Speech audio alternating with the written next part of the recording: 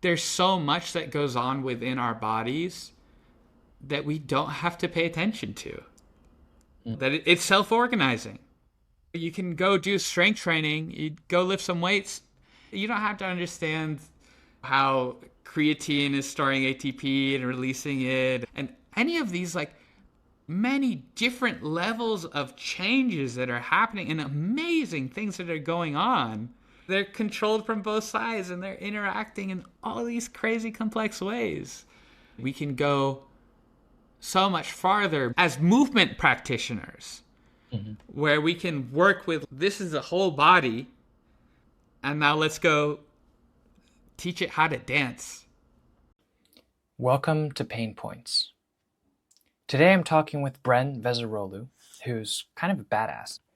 After studying biochemistry for many years, including research at Stanford in molecular imaging, he transitioned into the world of movement and rehabilitation.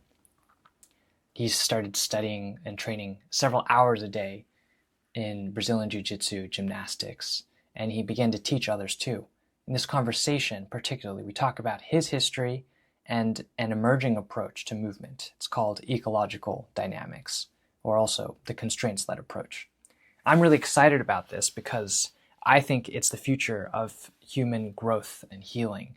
It really allows us to step aside from these biomechanical reductionist view of the human and acknowledges how we are deeply embedded in the environment. We touch on how it applies mainly to athletics and movement in this conversation, but also a little bit to pain and rehabilitation towards the end. You came to movement through this Ido Portal lens, and a lot of it Mm-hmm. was about learning specific techniques. And for the last couple of years, there has been this opening towards this more ecological approach. But yeah, I'd be curious to hear your story of movement in the last 5 years. So, the background context for this is the way I could say all movement teachers, let's say the ones outside of the fighting monkey lineage, have come up was isolate, integrate, improvise, right? So you've got your, whatever your practice is, what you first need to do is isolate the key important parts. What are the important movements, the foundational stuff that you need to learn? In judo, someone's going to throw you, you need to know how to fall. And so, how do we teach the foundational skill of falling? Start standing and lay down on your back and slap the mat. And do that 100 times every day for the next 2 weeks. And then also do that when you roll forward and then you slap the mat. And then we'll let you do something else after you've done those initial thousands of reps. And so like the idea, okay, so we isolate that and now you integrate it into the sport. So you're doing the sport with particular focus to doing that particular thing. And then you improvise. So now that skill of falling gets integrated into like someone throws you in some crazy way. And now you do the technique that you were taught, right? That you isolated, that you did the repetitions to install in your brain so that your brain could recall it without you having to think. And it's just automatic, it's perfect, it's efficient. Great, right? Okay, that's the background. And again, this is like not specific just to movement culture. It's a pretty, like the isolate, integrate, improvise is a specific kind of movement culture phrase from Ido Portal. But in most sports, they're doing some version of that. And they have been doing some version of that, right? In soccer, they don't start people by dribbling a ball around a defender. You dribble a ball around some cones, right? You need to learn how to dribble the ball around the cones before you learn to dribble the ball around an opponent, right? So to speak. That's the argument. Yeah. So from that, I think for anyone, when you really pay attention to it, you start to see some weaknesses in that approach. And Was it's that evident for you? And like what back in say 2020, you were still working with the isolate, integrate, improvise approach. And were there cracks there already? totally. So it's weaker in some things and stronger in others, right?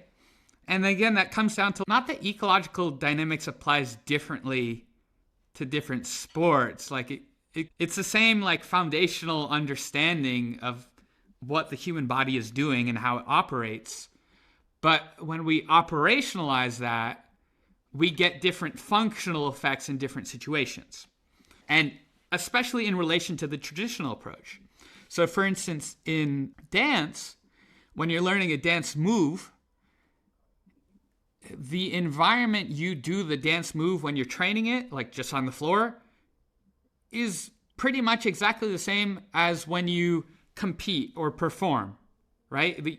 You're on the same floor in the competition performance.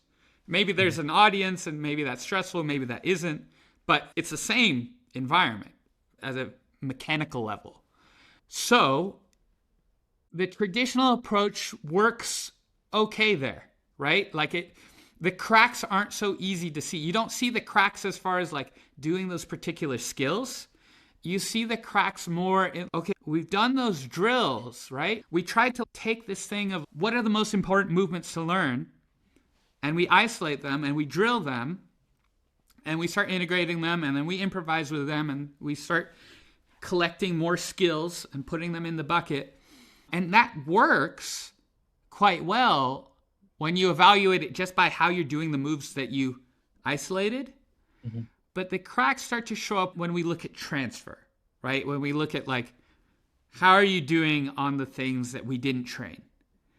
And from that level, it was just like, the perspective was just, man, that's the SAID principle. It's specific adaptation to imposed demands. That's how physiology works. That's the best we can get is it's limited transfer. And like for movers, it sucks, but it's the reality. It's like gravity. You can't get around it. You got to work with it. So as you were doing gymnastics training and whatnot, and you saw that, oh, wow, it doesn't seem to transfer that well, you chalked it up to the SAID principle. And you just said, that's just a fact of life. I'm not going to be good at general things if I train one specific task. Yep. And again, like I'm in parallel, I'm seeing that in myself. I'm seeing that in my students. And I'm seeing that in other students, people that train with other teachers or in the other teachers themselves. Like it's showing up everywhere that like the people that are working really hard in the movement culture are not,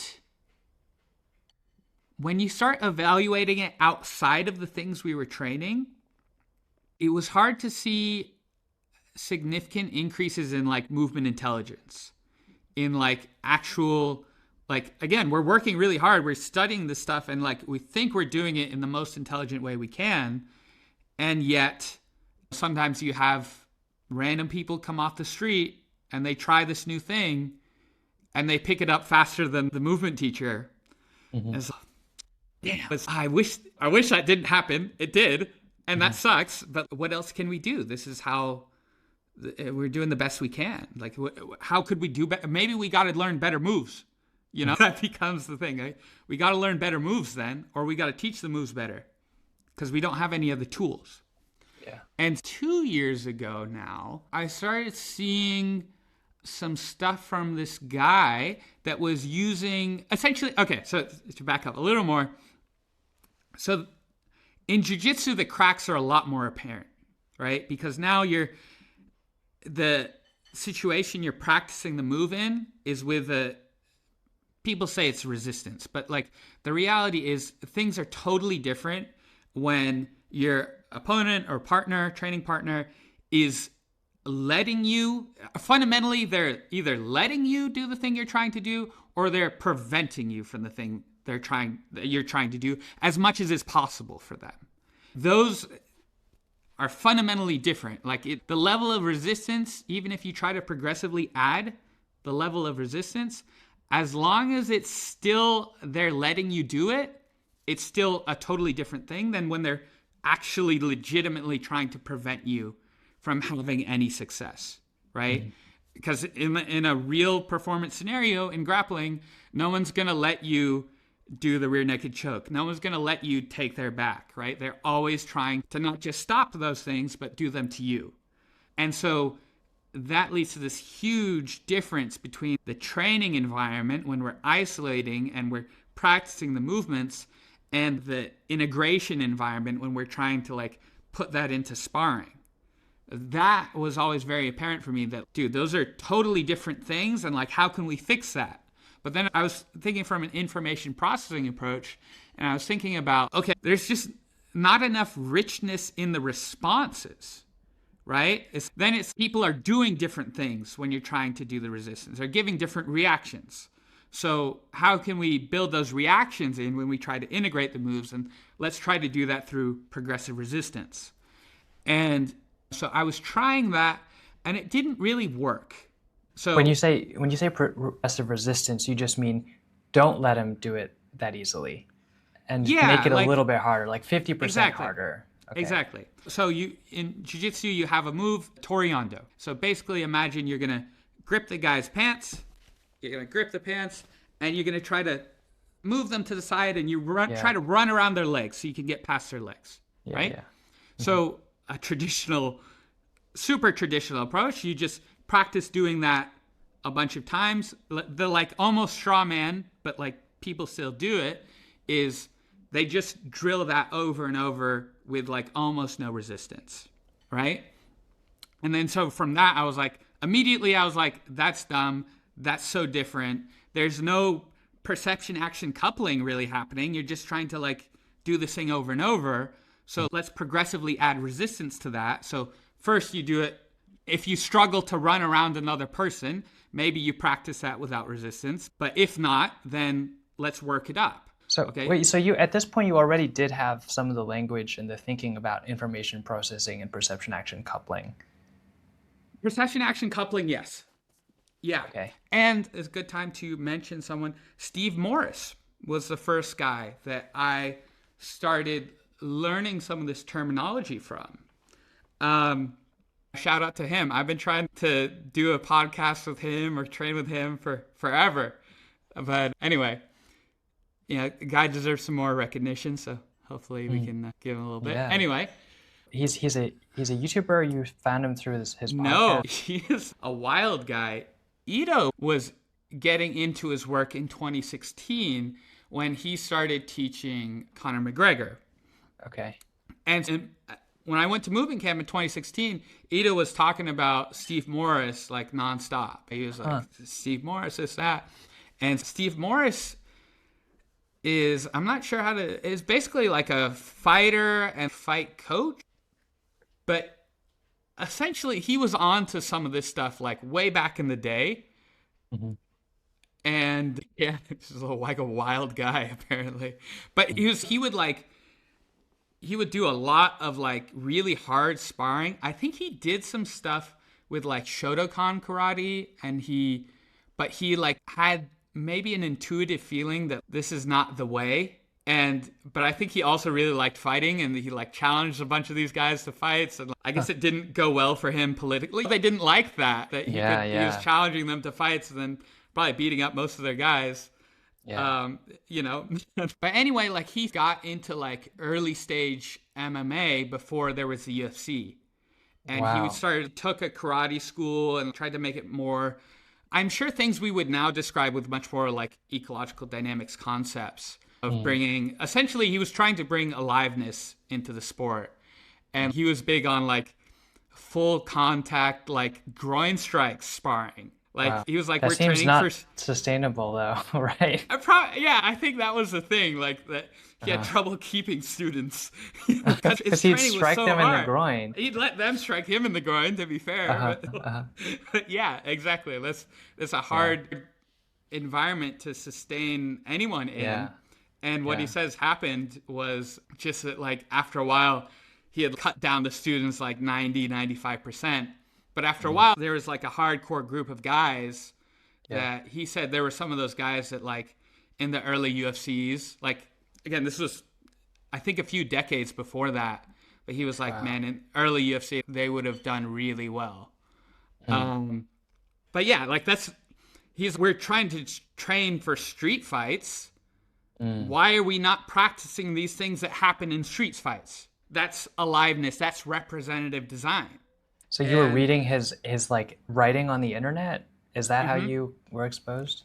that was some of my first taste of motor learning stuff, because back then, 2016, I had just graduated undergrad. I still had no formal academic training in kinesiology. All of the movement stuff I had picked up was like totally from all these other places. I never had taken any university classes on kinesiology at all.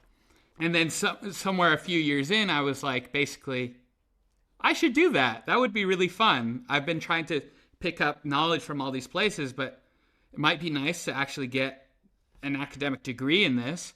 And basically, what I did was I was like, I wanted to take an anatomy class. I was like, that'd be really nice to take a. Yeah, when you do certifications for like personal trainer organizations, they have Yeah. some like rudimentary anatomical stuff that you have to know, but it's very basic. So it's okay. That's easy. But I was like, I wanted to take that up a notch. And so I found a anatomy class with a professor at a community college, had great reviews, took the class, loved it, it was great. I was like, I want to take some more classes. And so but then it was like at the community college level, like I already taken physiology because that was like a biochemistry thing as well. Like all those Yeah. like life sciences stuff, I'd already done those. But I was like, okay, I want biomechanics, I want motor learning. I made a list of all these things, and community college didn't offer them, so I had to look at a university. So I made a list of all the classes I wanted to take, and then I looked at like how many classes I'd need for a master's. And I was like, oh, actually, the classes on the list I made of the classes I There's wanted to more. take was bigger than what's needed for a master's. I was like, I'll do a master's. And that's when I got some formal actual training in motor learning as well. Mm. That was, I think I started that in 2020. So that was a number of years later. But yeah, so So I made a video about some of those problems from an information processing perspective with jujitsu. With like essentially, dude, there's no perception action coupling going on when we're doing this drilling. This is not an effective thing. There's got to be some ways to do it better. Here's some suggestions. Okay, posted the video, whatever. It does well, cool, great. A few years later, I think 2 years after that, then I saw basically there was another guy that had been essentially he had been solving the problems I had mentioned in that video. And I was like, oh, that looks really cool. Basically, I came out to interview him in 2023, and then that was like just after the gym had gotten robbed, and I was like, man, we have oh to. wow. The gym had gotten robbed.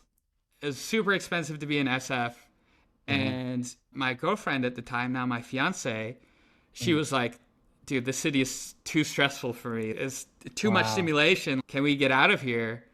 Hmm. And I was like, okay, like actually there's this interesting other thing going on the East Coast with this guy. So Hmm. we moved out here. Wow. Wait, so where are you right now? In Maryland? I'm in Maryland, yeah. Oh my gosh. Still to this day. Wow. So I started studying with him and training with his guys and really seeing, wow, like the constraints led approach, the operationalized version of ecological dynamics, like the skill that his guys had per unit of training was so far beyond what I had been getting, even trying to like progressively drill stuff and studying the moves, studying all the instructionals. And then what I started to see was like I myself made so much more progress with that approach. And then that's leading us where we are now, where I've spent the last, since August 2023, however many months that is, just Right. deep dive into ecological dynamics and Hmm. in particular its application to jiu-jitsu. But now I'm starting to reach back a little bit into, let's bring this back to movement. Let's bring it to the wider Mm. sphere of other things. Hmm. And it's fascinating. I have a question for you, which is, Yeah. I'm not so familiar with the enactivist approach. I know a little bit about it. I got it for you. I have the book. I haven't Yeah. read it yet. But so from what I understand of it, it's like it is an information processing framework, right? It seems like it's a much more advanced version than like schema theory. But I guess I'm curious from your perspective. It sounds like you fall much more, if I understand this right, Yeah. it sounds like you fall more in the inactivist camp than the ecological dynamics camp. And I'm curious, like, what the evidence is for you that you feel perhaps that the inactivist approach maybe explains things better or is more functional, or if you fall in that camp at all, or do you see them as opposing camps? Yeah, yeah. So this is a super rich conversation that we could have another 2 hours on, but Yeah, I'll try to keep it very, very succinct. Um, can I just give you like the very quick rundown of the enactivist please. tradition? Okay, so Yeah. how I think about this is really helpful to think about intellectual lineages and who taught who. Where do the ideas come from? For ecological dynamics, it came from this American tradition, specifically James J. Gibson in like 60s and 70s. And it loosely dialogued with cognitive science, but for the most part, it was like it's almost its own thing. And they have a whole different language, and they even use basic words like information very differently. So my sense is that Gibsonian information is is not how an information theory person would use it. Like As far Gibson's as the word information, information. Yeah. right, right. And that's a very kind of significant distinction, right? Like Gibson information has to do with meaning, whereas like Shannon information is inherently without meaning. It's about reduction in surprise. Or Mm, but anyways, the enactivist tradition. So have you heard about behaviorists? a little bit. The It's like studying rats in boxes. So Hmm. back in the 1910s, there was Skinner was studying rats in boxes. Then computers were invented, and in 1947, these mathematicians and people came along and they said, "Wow, it's really stupid how we're just treating like animals' brains as black boxes. We have these tools from math and computer science. Let's apply them to humans." That's how cognitive science was born in the Mm. 1950s. So that first tradition in that group of people was called the cognitivists. And they were people like Noam Chomsky, Marvin Minsky, Simon and Newell. And they were reigning around like Cambridge for 2 decades. And then at some point, there were people, you might have heard of David Hinton, the guy who invented deep neural networks or deep learning. Okay. Yeah. Um, so David Hinton in the late 70s and early 80s, and his advisor Rumelhart, Jeff Hinton, not Dave Hinton. Jeff Hinton was at UC San Diego, and they were like, well, computers are now powerful enough we can do parallel distributed processing. And then they created the deep neural network because they're like, why are we thinking about people as serial computers? So the Mm. cognitivists were Right. serial computers, and then the connectionists or the deep learning people were parallel computers. They're like, we should think about Hmm. our brains as neural networks. Okay, so there's the cognitivists, the connectionists, and I'm mentioning all this because the enactivists are a reaction against those two. So the Okay. enactivists come along in the late 80s because they think you can't understand human cognition and the human mind by treating it as contained within the brain. You need to think about the mind and the brain, or like the mind as co-constituted with the environment, dynamically self-created. And so they were in a little bit of conversation with dynamic systems theory, but a Mm. lot of the initial reaction, as you will see in the Embodied Mind book, was pushing back against the problems that was about by the cognitivist and the connectionist tradition.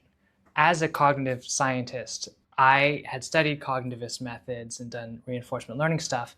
And a lot of the ways of thinking are like, how do we learn? How does perception occur? How do we use computers to model that? And for me now, enactivism is a more full, rich way of seeing.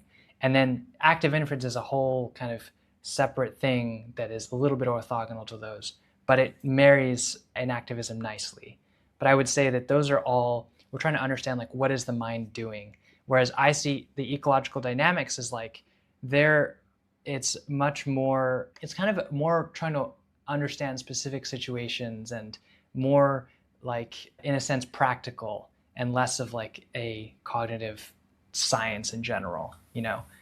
Um, yeah. Does that briefly answer? Yeah, and that makes a lot more sense why there's a lot of similarities between the two. Because I think from your perspective, yeah, it's making sense of similarities. The way I've heard it before was a little bit, I guess, from the ecological dynamic side, was a little bit like they're two separate. That's an information processing thing. And But it I makes, also, yeah, I should just say that I'm much less familiar with the ecological dynamics, like core views. Like I can sure, only give you the brief rundown of sure. Gibson. So yeah, but I think that everything I've heard feels really in accordance with Enactivism. It Yeah. sounds like there are a lot of like deep similarities because like essentially what you're saying about the brain is that's a big part of ecological psychology, ecological dynamics is yeah, I think they probably take it a little farther that it's yeah, it's not just like that we can't understand the brain without the body that it's embodied in. It's like we can't understand the brain and the body without understanding the environment and we're Yeah. treating the body environment complex performer environment complex Yeah. as the fundamental unit of analysis. Yes. But again, yeah, it sounds like there's some deep similarities there, which is cool. Yeah, I'll be looking forward to looking into that.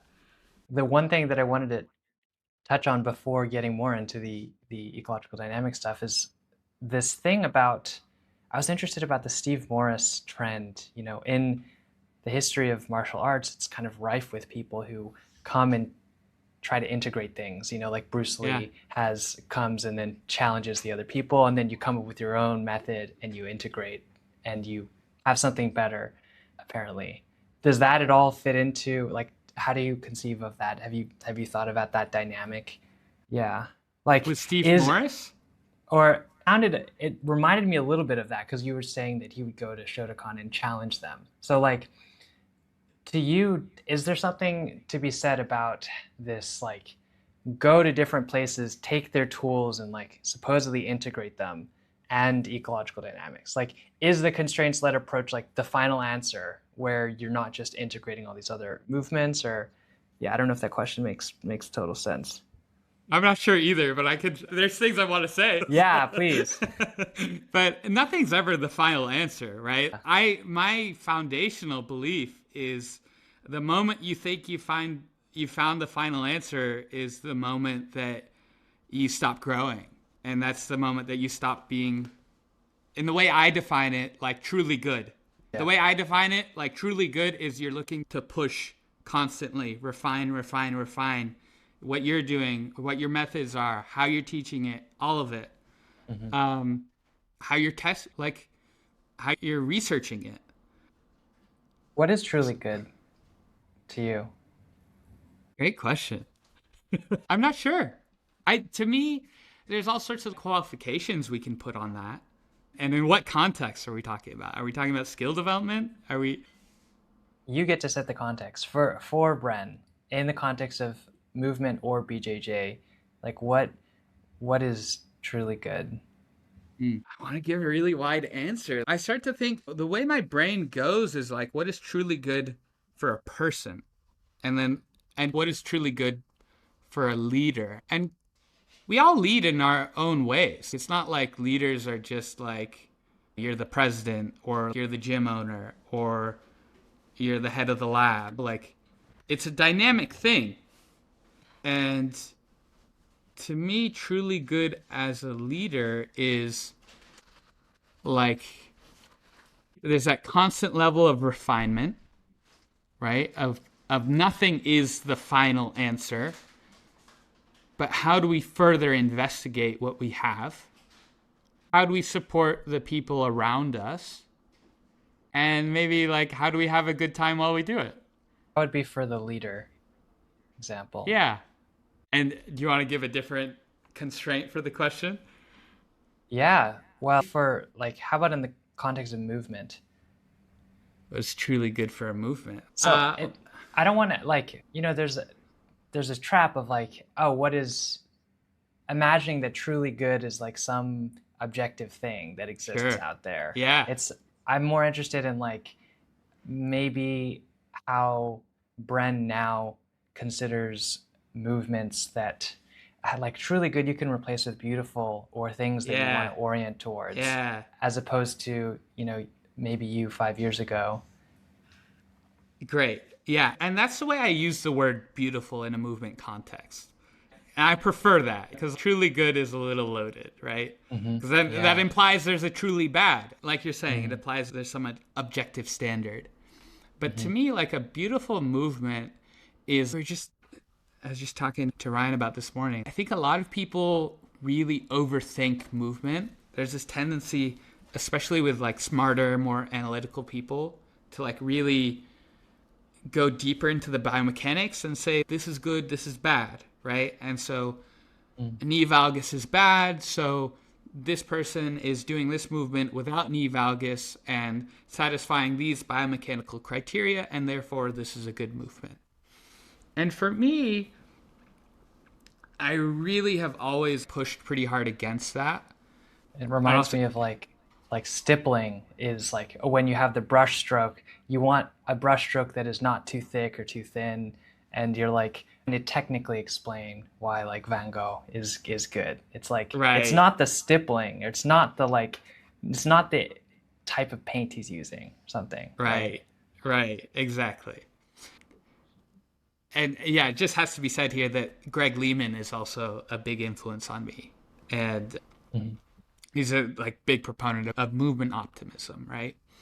And so with ecological dynamics, it makes this whole question or this whole frame like so much easier. It's like movement is just an expression of like our dynamics interacting with the environment, and really they're both coupled. They're not a different thing. They're one thing, really. And so with that, like, what is a beautiful movement? Like, it starts with what is a successful movement. What serves it serves its function. So But does there's the movement like serve in its contact. function? Sorry, go on. In Does the movement in serve its function? And then the other thing I look at is every body part contributing? Mhm. Go ahead. When you're improvising body to body with someone else, do you still think of as serving functions? Yes. Yeah. While I'm doing it, absolutely not. I think that's Yeah, a very limited way to practice.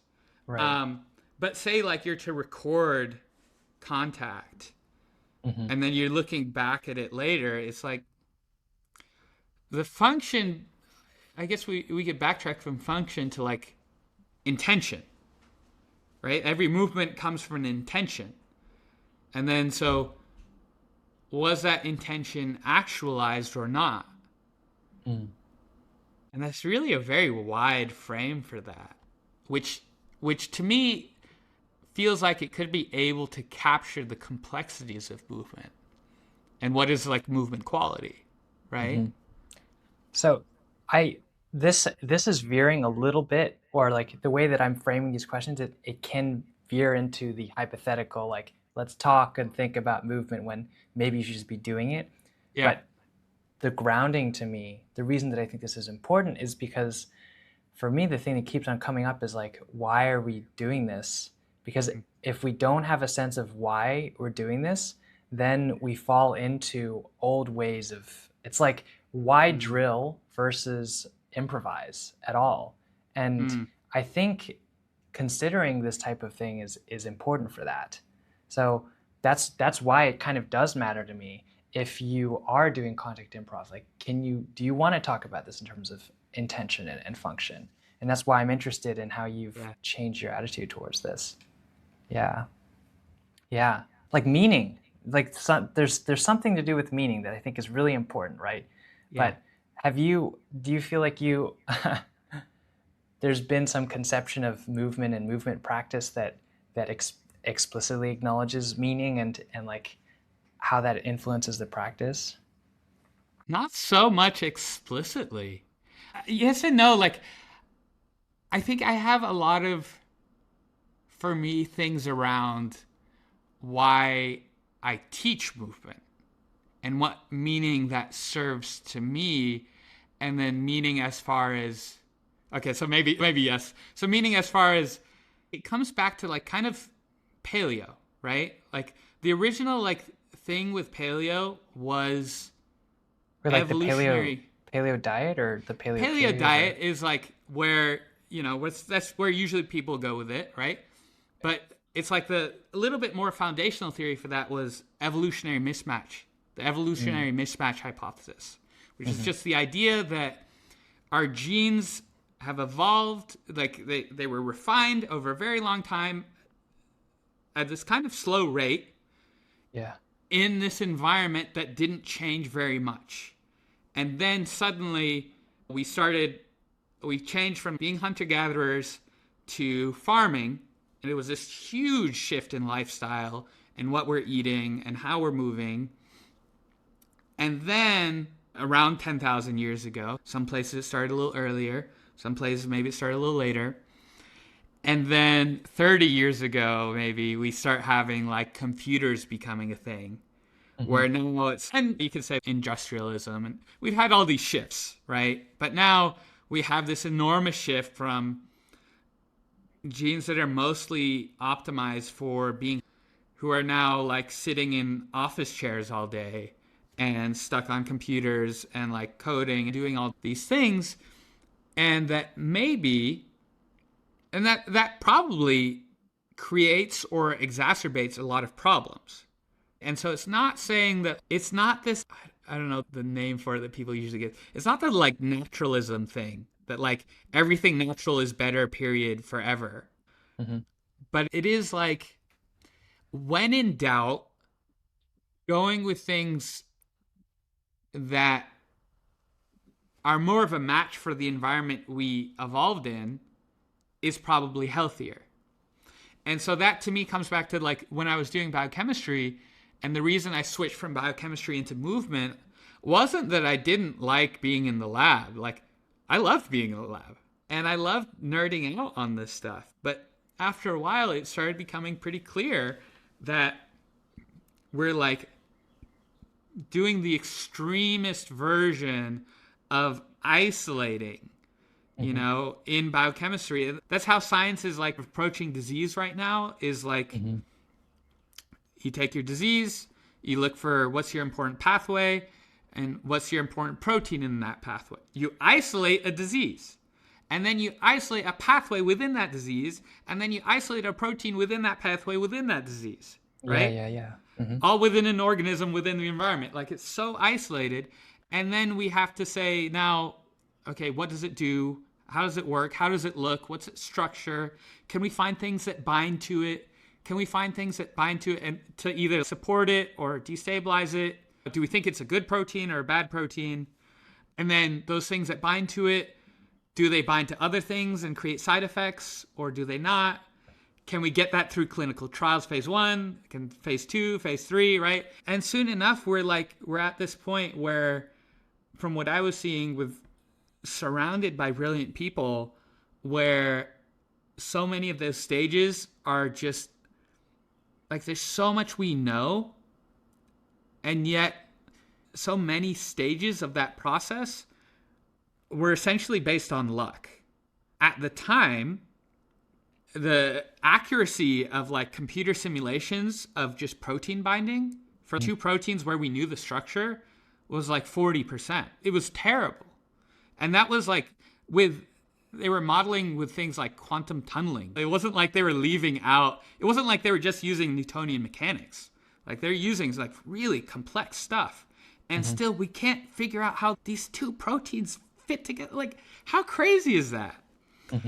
And so where that led me was essentially, rather than trying to like do that super hyper isolated thing and then just like blindly hope that we're going to get lucky and like that protein is important and that this molecule does work and that this molecule doesn't cause side effects in all these different stages, that why not work with the body in terms of bringing it back closer to the environment and the functions that it was designed for, right? So rather than trying to create a drug essentially in one small molecule that's going to like bind to this one protein and fix this disease progression for people, why not, for me, work in a field where I can inspire and facilitate and help people use their bodies more in ways that we know are going to be very effective for all these different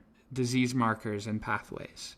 So would the one-liner be the meaning of movement you use about reducing evolutionary mismatch? That'd be the nerdy way to say it. I guess that. So I wouldn't use that one-liner. You could. Okay. Okay. I would say something like, we're trying to work with the whole system in ways that it was designed to work. Mm-hmm. We're trying to support the function of the system the way it was designed to function. Yeah. It's designed, we're movement machines, right? We're not machines, but we're designed to move. Right, right. And Yeah. when we get stuck in like these computers and not sleeping and being stressed all the time, Yeah. and hyper processed, hyper palatable foods, all of these problems start to show up. And just moving a little bit back as far as like bringing back more movement in all of its various forms is so powerful and therapeutic. So you're talking about the isolationist tendency within a lot of molecular biology. And maybe have you come across much of the work of like Mike Levin, the biologist, computer scientist at Tufts? Name sounds vaguely familiar. Tell me more. He's been a huge inspiration to me, but reading his papers are like incredibly thrilling for me because it's like he's doing art through his work. But I mean, he's a very rigorous scientist. He's the PI of a huge lab and really kind of one of the foremost scientists that are alive today. But one of his advisors is this Oxford biologist, and he's kind of in line with this organicist tradition. So, you know, a lot of in molecular biology, people always talk about the like central dogma of life, how DNA leads to RNA, leads to proteins and cells and whatnot. Mm-hmm. But it was evident early on that that's just like wrong. That's just like completely wrong. Yet it's been workable for some things. Like right. You've been able to, you know, characterize things like the function of antibiotics, or, you know, we can figure out the Calvin cycle of the cell. But it's so clear that top down and bottom up are happening at the same time. Like even in the case of a very simple heartbeat or any cell that leads to some action potential firing. Like if you think about the chamber of a heart, the sodium channels are going to respond to the gradient at the edge of a cluster of cells. And that's a high level, large effect, affecting a very small thing. And of course, the small thing, when the sodium channels open, affect the large thing too. Yeah. And so you just see very evidently, very obviously that we are not like a bunch of collection of molecules like that are governed by, you know, quantum foam laws. Yeah. Or no, well, the brain would be the top down one, right? Right. Yeah. Like we're not just a brain controlling everything, obviously, but we're also not just like a bunch of atoms that are interacting with this, or at least it's not helpful to think about that because there's different levels of interactions. And anyways, the short thing of it that really excites me that I try to get at in the movement paper is to think about levels of agency for the human organism. You know, at the highest level, I can think a thought and throw a ball, or at an even higher level, the organization can seem to decide something. But at my level, I can throw a ball. But also at a more subtle level, your heart can respond differently to if you're suddenly submerged in cold. And at an even more subtle level, you know, the mitochondria in your cells like may produce more or less. And so your sense of movement and meaning to me is about bringing more of this whole kind of integrated approach and acknowledging the top-down effect. Like we don't have to rely on some drug to solve our specific problems. and how I hear that and how I parse that is informed by Mike Levin's stuff as like helping communication at different scales of our body, helping us express more and solve more problems. But this is like something in the last couple of weeks that I've just been trying to formulate. But yeah, so I appreciate your explanation of what meaning is or movement has meant to you. Um, yeah, Yeah. yeah. Does land or feel concordant with what you Absolutely. said? Absolutely. 100%. Yeah, because it's I think at an academic level Mm-hmm. we can and we should and we need to start dissecting these things and how they interact so we can understand them better so that eventually we can start to like model how different small molecules bind accurately.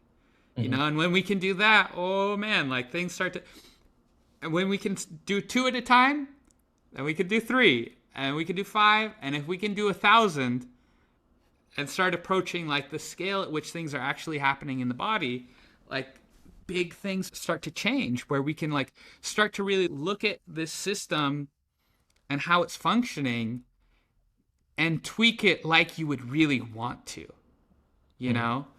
And until then, which we're, as far as I know, very far away from, it's much more functional in most cases to like just work on the whole system on a preventative side. There's so much that goes on within our bodies that we don't have to pay attention to.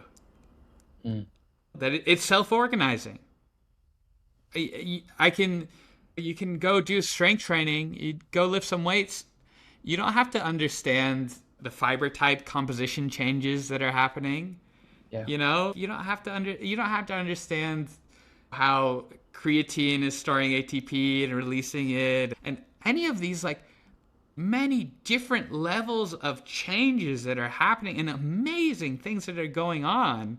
Like you were saying, they're controlled from both sides and they're interacting in all these crazy complex ways that functionally we can go so much farther movement as movement practitioners, Mm-hmm. where we can work with this is the whole body, and now let's go teach it how to dance. One thing I'll point out that's kind of related to the intellectual lineage question I had is that both in the enactive tradition, which you can see as for me, the way of expanding the mind into the environment, both the enactive tradition and the ecological dynamics tradition are in some way influenced by Buddhist and Eastern thought. So Mm. the James J. Gibson, maybe you already know this already, but Gibson, I mean, he was really influenced, I think, by his own experience during World War II as like a pilot. But he was Mm-hmm. also influenced by people like John Dewey and the early American pragmatists. And Dewey had spent 2 years teaching in China, and he had essays that compared Eastern and Western thought. Oh Um, wow. and William James too is a foremost like American pragmatist, is very aware and partly influenced by teachings from the East too. So that's on the ecological dynamics side, Nice. and on the inactivist side, the people who wrote the embodied mind, which is like the foundational text, were directly kind of students of Himalayan Buddhist teacher. And so it's Wow. like, yeah, there's something about seeing whole, I mean, from the East, but also from Buddhism that I think filters back into this like emphasizing, not just isolating as a way of seeing. Yeah. Love Yeah. that. That's cool. Yeah, I didn't know that. Yeah. So, I mean, it's, there's many influences, but I think there's a real thread there. Yeah. One, so one thing that I'm interested in, so there's maybe two more questions. I know we're kind of nearing the time, but the two, maybe the penultimate question is how you conceive of pain and rehabilitation. So there's many ways of approaching and understanding it. And I actually found Greg Lehman's work through your YouTube channel, and I went down a deep hole. I downloaded his free ebook and looked it all up, and it's really wonderful. I wonder if basically you very closely aligned with how Greg would treat it, or you also have some other ways that you would work with someone who comes to you with like general lower back pain that's not, obvious specific thing. I think we're pretty closely aligned. His motto is calm shit down, build shit back up. And if I had a similar motto, it would be like, can we build shit back up as we calm it down? That would be, to me, that would probably most concisely encapsulate maybe some differences. Obviously, I'm going to like work with a lot more like wider movement perspectives as far as what exercises we might use. Yeah. Yeah, but really, yeah, Greg influenced me quite heavily, Greg Mm-hmm. Lehman. So, yeah, huge fan. Cool. Yeah. My motto, if those were your mottos, then my motto would be like really calm shit down. Like really calm it down, process what help process what might be causing that shit, and then integrate and build it back Nice. up. Yeah, I'm down with Yeah. that, you know? Yeah. My thing is always, man, most people are taking so much rest. I guess when we look at it from an athletic performance perspective, like first, like to support what you're saying, like it's unquestionably better to resolve the injury, whatever that means, and then move forward. If we can do that and then move forward, like that's better. For me, I always think about like traditionally, especially for non-athletes, it's I hurt my hip, so I'm totally off of like kind of everything for quite a while. And Yeah. whether you're an athlete at that level or not, when you take your little bit of activity and you now remove it, like your physical level of function starts to decline pretty quickly and pretty dramatically. Mm-hmm. And so I always approach it as just like, if we can keep people active as much as possible in that process, Mm-hmm. we can prevent that decline, Right. right? If we can avoid bed rest, Yeah. then we're not seeing this. Again, like bed rest is now we know like just not so useful, Right. period. But imagine instead of bed rest, we're now recommending like, okay, take a week off, do no strenuous movement whatsoever. Okay, the nervous system is desensitizing as that's happening, probably. And also, by the end of that week, we're already starting to see a serious level of like physical decline, you know, Yeah. depending on how serious that level of rest is, right? If someone, are you still taking walks every day, or you're not walking? You drive to work, you step out, go in the elevator, and then you're in your office, and then you go back down the elevator and drive home, and then you're home and you order Uber Eats, and that's your physical activity. Are we talking about that level of physical activity, or it's okay, you're not going to the soccer game at night, you're walking to get your groceries a mile each way? Those could both be conceived of as rest, but they're functionally totally different. So I'm just biased towards that side generally with most people. Yeah. Um, but yeah, it's just different approaches. Like some people, sometimes it's hard to just approach things with activity, and maybe we just gotta rest more for a little while. So be Yeah. it. And then also for other people, like sometimes we're resting a lot, and every time we try something, we try to do things but only without pain, Mm-hmm. and that just leaves us with so few things we can do, and Yeah. then we just get more and more limited. Right. That actually we just need to be active with a little bit of pain, and actually that's our way out. Yeah. Yeah. And it's very person and context dependent as far as what I've seen. But yeah, we all have our, if say Greg is in the middle and you're on one side and I'm on the other side, like I'm sure if we were all working with one person in one situation, or if we were to match it, Mm-hmm. I'm sure it would start to converge. Ah, Because the reality is you try something and then you yeah. see how the person responds to it, and you help them adapt and home in on what's working for them. Yeah. Yeah. 100%.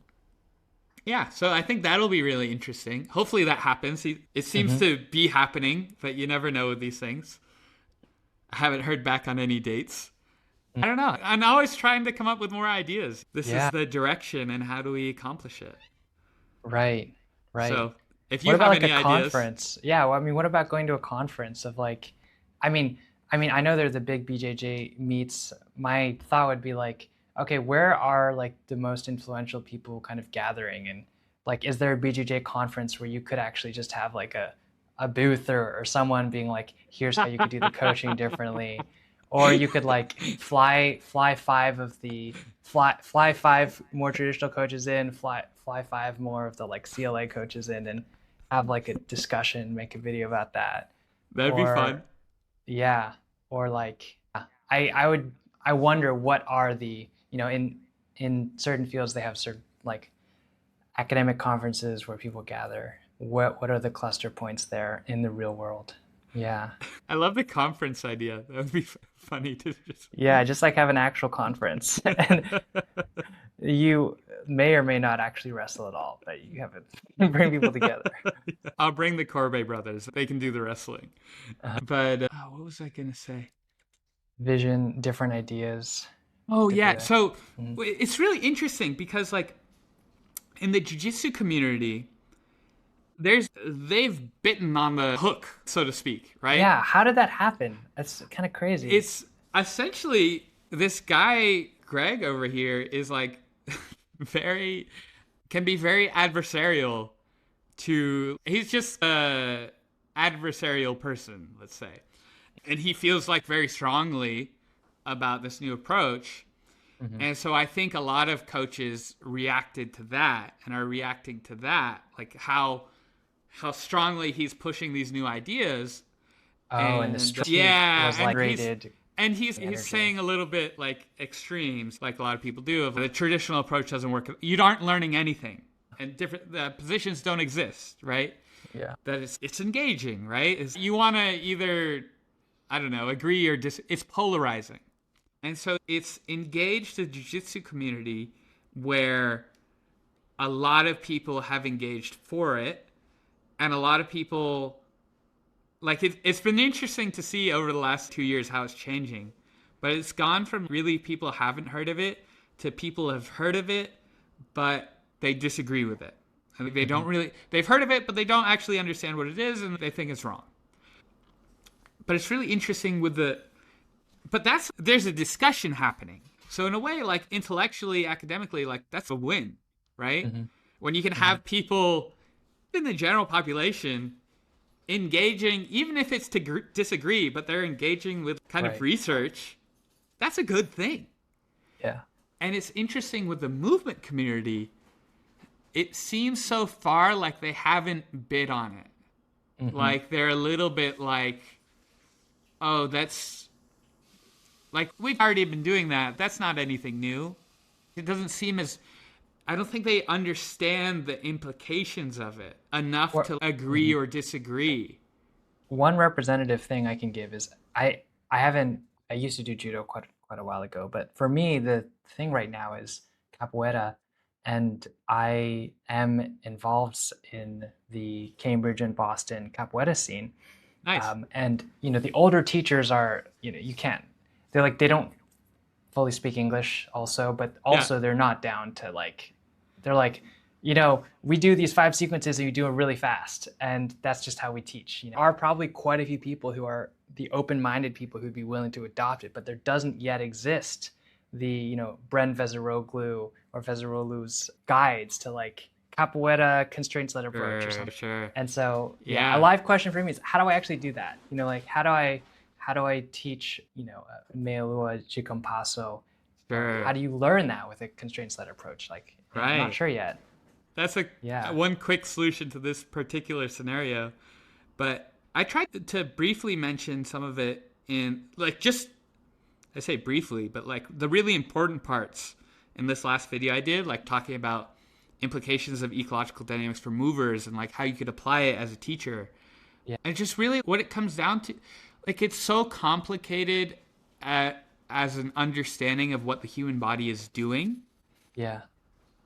and that's hard, but I think it's very worthwhile to study and understand.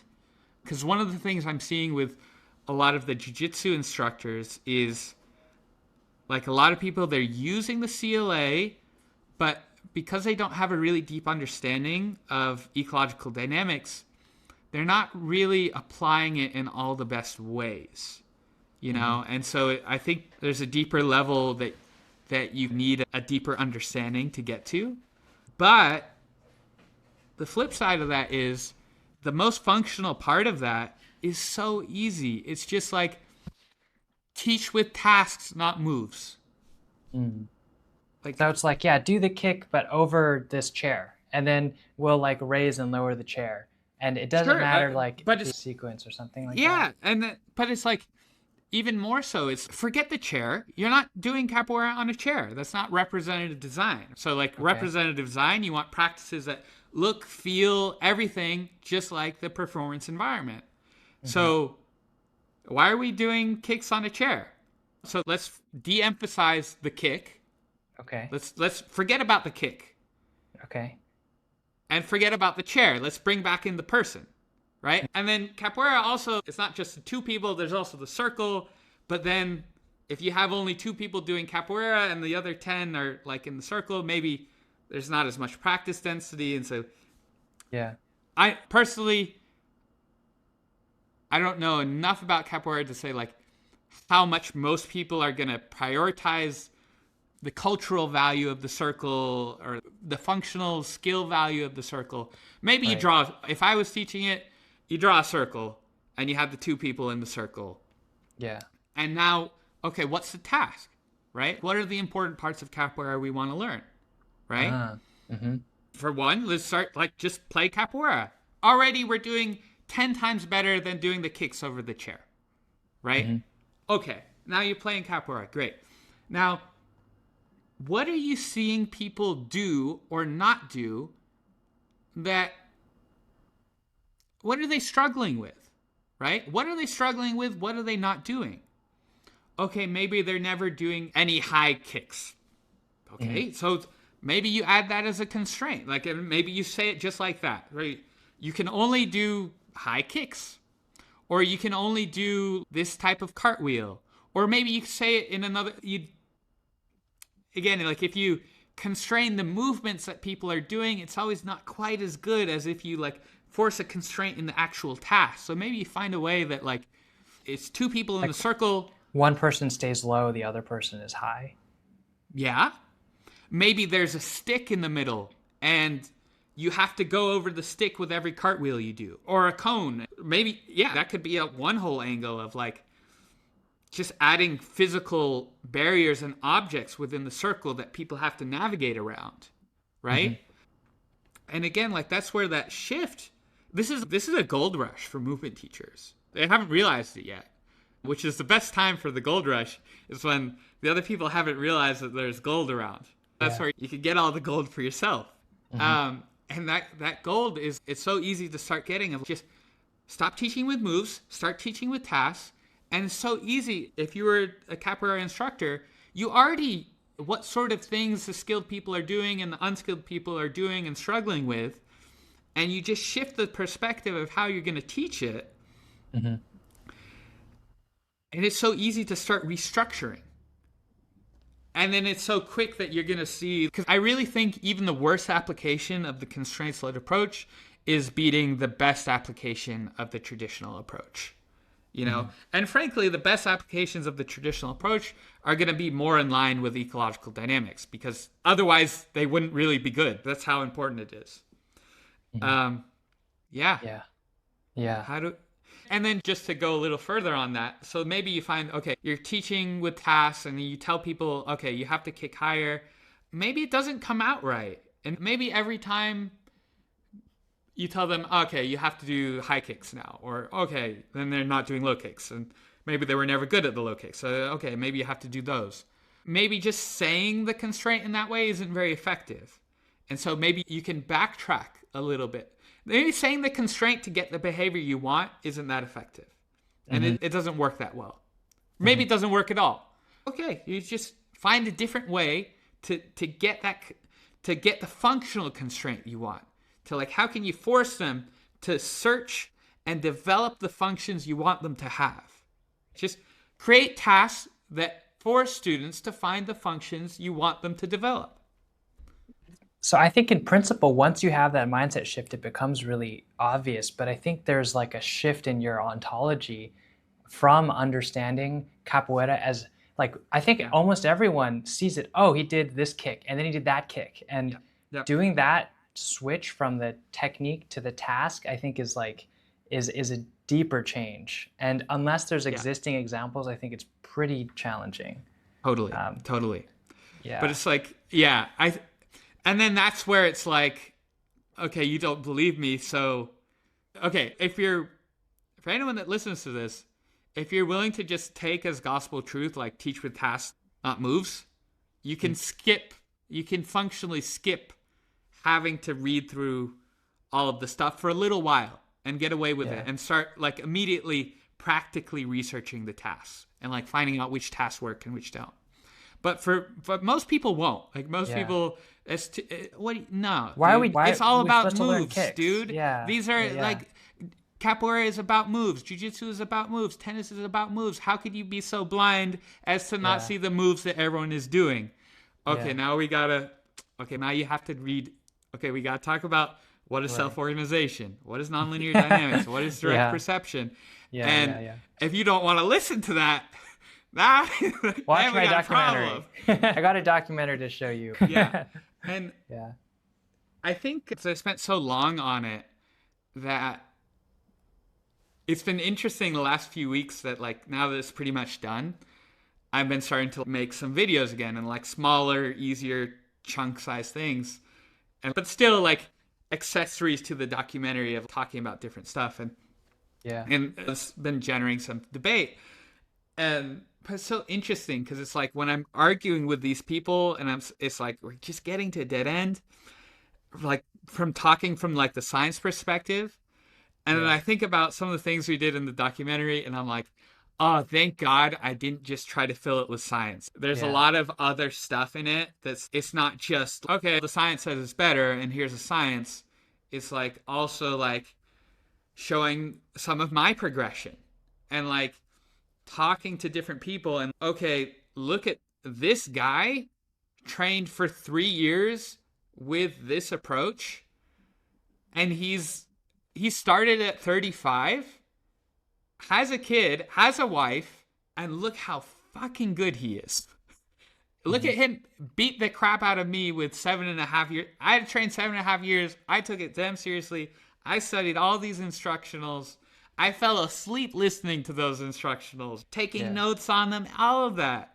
And this guy beat the crap out of me. How do you explain that, you know? If you don't want to listen to the science, then it's, okay, that's a pretty strong example too, you know? Yeah. So part of me is, thank God I had that foresight and credit to my fiance Willow for having a lot of these ideas that made the documentary so much better. Yeah, for sure. Is part of any of the vision to also reopen a gym or have like a bigger coaching practice or anything like that? I would love to. I think right now my direction is a little bit more go in an academic direction and then do the gym thing a little bit more on the side and like basically just build, I guess, some like financial stability independent from the gym that like also is in relation to exploring and researching and learning more about this stuff and also teaching. And then bring back the gym, but it's a nonprofit and it doesn't have to make money. I see. And that was always like the direction we wanted to go in the first place. But it was like, nonprofit still needs money and the creator of the nonprofit still needs to eat dinner. That became a big limiting thing of, juggling too much. Right. So coming back to it as, okay, I'm like teaching at this university now. And okay, here, and then now I can also rent out this space and maybe we found these other collaborators or like people that want to contribute funding to it. And so now we don't have to worry about this, how much money this is going to make. But that definitely is, I think right now I'm starting to ramp back into taking more online coaching students and like building that back up. And yeah, I am really sorry. I miss teaching every day, like regularly. I miss Wow, it a so lot. the documentary, you kind of totally stopped that. Yeah. And wow. So for you, your life here had just been jujitsu and editing a documentary for like the past year And reading. Yeah. and Yeah. reading. A lot of reading. It's Right. like, I don't know if I did more reading or editing. They're close. But Right. Wow. Okay. um but yeah, like reading, training 4 or 5 times a day for a lot of the time. It's been intense. It's been a full-time endeavor. So yeah, okay. And so you're gonna rebuild up the online coaching practice. Is there any way that, you know, my effort or my resources or anyone listening who like wants to help? I mean, obviously the documentary is coming out and we can watch and listen to that, but yeah, for myself, for instance, is there any way that we can kind of help? Great. Thank you for asking that. I think honestly, I'm in a phase where like I'm really interested in talking with people, and especially talking with other teachers and people that are teachers, academics, like people that are shaping things. I'm just sharing some of this knowledge, and I'm of course like always learning more about it as well. I think that's the biggest thing right now is like having discussions about this, like talking about this more. Anyone's got a podcast we want to like just chat away on, I'm happy. And if you want to chat again, I'd be happy Yeah. to. Yeah. This has been a lot of fun. I really enjoyed chatting with you. Yeah, me too, And Brent. yeah, I'm just interested in if people have ways they want to collaborate with me. I'm so hyped for that. And then yeah, as far as like online coaching or like Mm. workshops, if people want to host me for a workshop anywhere in the world, like I'm pretty much happy to do it if we can find a space and a date that works. Cool. And yeah, as far as online coaching, I think I'm starting to become really interested in working with people who have a partner they can work with. I'm starting to think that tasks and like using the CLA, I'm starting to think, and it'll be interesting to revisit this later, see this in a few years. I'm starting to think that the tasks where we can use a partner are just a level above the ones where we don't have access to another person. The level of richness we can get is just far beyond. Yeah. And so that's of course harder. So then that implies then it's how do we create tasks where you don't have a partner that we still get some development because that's all you're not always going to have that. But Right. then also like how do we create tasks with a partner where we can Mm-hmm. leverage all of that power? Mm-hmm. That's something really interesting that I want to get into more of. So if people are listening to this, if you're a teacher or you're a high level athlete, you've got like some foundation, strong foundation in a discipline that you want to support with a movement practice, or that you just want to really develop this stuff with the CLA and ecological dynamics, I would be happy to talk with you and maybe have you as a student. Yeah. Amazing. I did have some responses to some of the things that you said.